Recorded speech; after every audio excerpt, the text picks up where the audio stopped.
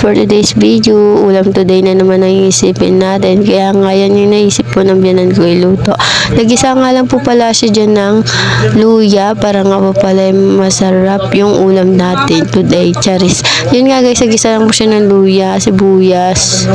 Tapos sinabay niya na rin po yung tokwa at hinekos-mekos lang niya, no. Yun lang.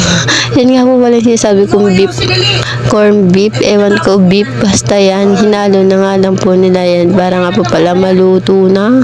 Nilagyan nga po pala dyan ng pampalasa gaya ng toyo, magic, paminta. Yun nga guys, at konting tubig. For today's video, luto na nga guys. Tara nga po, kain na nga po tayo. Sabay-sabay na po kami kumain ng aking biyanan at bayaw. Yun lang guys, thank you for watching. Follow for more video. Kain po tayo. And sama ko nga po pala si Kuya DJ dito sa vlog ko para daw po makita siya ng mga followers natin.